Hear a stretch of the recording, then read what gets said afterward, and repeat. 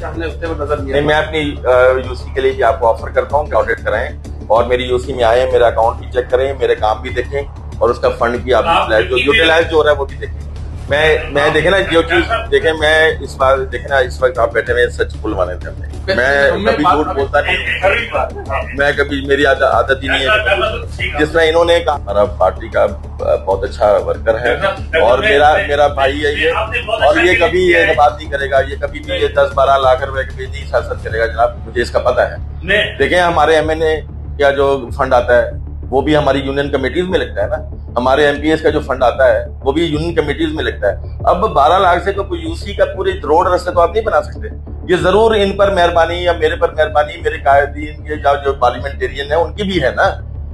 جو پارٹی کا فنڈ ان کو ملتا ہے وہ کہاں لگاتے ہیں؟ وہ یہیں لگاتے ہیں نا. نہیں بالکل ڈاکٹر صاحب یہی تو بات کر رہا تھا. ایک دی تھی دوسری بات بھی کرنے والا تھا. ہاں کریں نا. نہیں آپ کے نام لے رہا تھا مگر آپ نے بیچ میں چلے بتا دیا کہ ان کے بھی جبھی تو پیچھے ہیں. میں اسی پہ ذکر کرتا ہوں. سر آپ نے یہ میرا صاحب کی بات کی یا ڈاکٹر ارشد صاحب کی جو بات کی کہ بالکل جو ہے وہ وہاں پر کام ہو رہا ہے.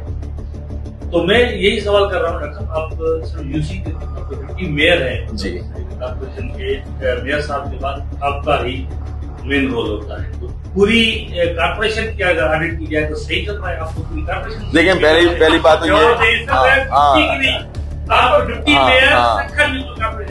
تو میں جواب دوں جناب ایز اے ڈپٹی میئر، میرے سے آپ جو سے جواب مانگیں گے میں دوں گا. پیچھے ہٹنے والے تو کبھی ہے ہی نہیں. میں بے نظیر بھٹو کا ورکر ہوں، میں کبھی پیچھے نہیں ہٹتا. اس بات میں تو آپ ڈٹ گئے تو ڈٹ جائیں گے. دیکھو اب میں بتاتا ہوں اس کو جواب، اس کو امداد صاحب کو دیتا ہوں. مجھے تو پہلے تو یہ میری بحث ہوئی ہے پارٹی کے اندر کہ 2013 کا جو ایکٹ ترمیم ہوا 2023 میں جا کے، اور اس میں امینڈمنٹ مختلف وقتوں میں جو آتی رہی. 2013 کے ایکٹ میں نے پارٹی کی قیادت کو یہ نشاندہی کی جناب کہ ایکٹ ضرور بنا، لیکن اس ایکٹ میں آپ نے کونسلر کے لیے کچھ نہیں رکھا گیا. اس ایکٹ میں ریزرو ممبر کے لیے کچھ نہیں. اس ایکٹ میں آپ کے ڈسٹرکٹ کاؤنسل کے ممبر کے لیے کچھ نہیں. اس ایکٹ میں آپ سے یو سی سے لے کر ڈسٹرکٹ کے وائس چیئرمین تک کچھ نہیں ہے. اس ایکٹ میں ڈپٹی میئرز کو کوئی اختیارات نہیں ہے. ٹھیک ہے، یہ سوال میں نے پارٹی کی قیادت سے بھی کیا اور انہوں نے ایکسیپٹ کیا. میرے سامنے چیئرمین صاحب نے چیف منسٹر صاحب کو بھی یہ ہدایتیں دی کہ میں چاہتا ہوں کہ ان کو پاورز دیں آپ لوگ. اس پر کام ہو رہا ہے. مجھے لوکل گورنمنٹ کے منسٹر سید ناصر شاہ صاحب نے متعدد بار یہ بات کی ہے کہ جی آپ کا یہ کام پروسیس میں ہے، پائپ لائن میں، جلد آپ لوگوں کو کچھ نہ کچھ ہم کر کے دے رہے ہیں پاس. دیکھیں ہونا یہ چاہیے تھا کہ جس وقت یہ ایکٹ بنایا جا رہا تھا اور جن پر یہ ذمہ داری تھی ایکٹ بنانے کی، ان کو ان چیزوں کا خیال رکھنا چاہیے تھا. اور اگر نہیں رکھا گیا اور اب اگر کچھ کرتے ہیں تو میں کہتا ہوں یہ اچھی بات ہوگی. دیکھیں ہاں امپاور کرنا ہے نا ہم نے پبلک کو، لوکل کاؤنسل کو، لوکل باڈیز کے نمائندوں کو. تو اس کو جب اختیارات نہیں دیں گے تو وہ کیسے امپاورمنٹ ہوگی، کیسے وہ پاورفل ہوں گے؟